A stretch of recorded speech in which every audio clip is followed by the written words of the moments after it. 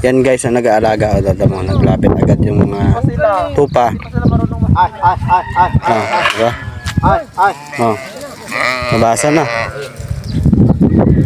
Tama talaga yun. Sabi nila na yung diba? Yan. Takbo. Tama na. Buwan na. Ito na yung missing nga ito. Buwan. Ay, wala man na bid. Mga tupa sa Saudi guys. Dami nila, diba? Kulo batsa, kulo baby. Doon pala yun sa loob yung mga anak nila. Ayan. Ito yung mga nanay pala, mga breeder pala. Magpapadede yan. Magpapadede. Mga breeder.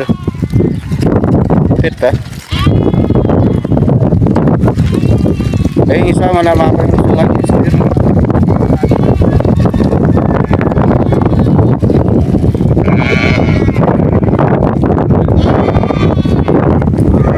Medyo thunderstorm kasi ngayon dito eh.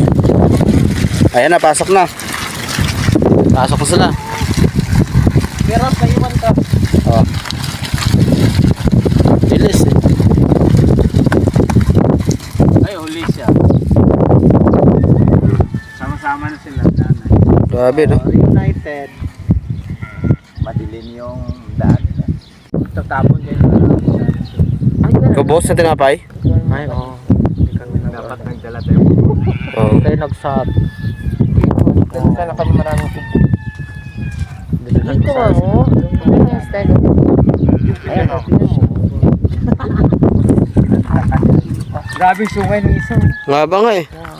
Pero hindi ka nagsabi ko. Pag may sungay.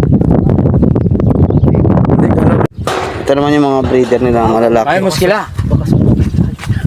Mga lalaki guys, ayan. Mga lalaki po pa. Yan mga lalaki nila guys na mga tupa. Ayan. Ay! Ay, de las alas. Kulo na ba niyo? Separate nila yung mga lalaki. Parang bakay.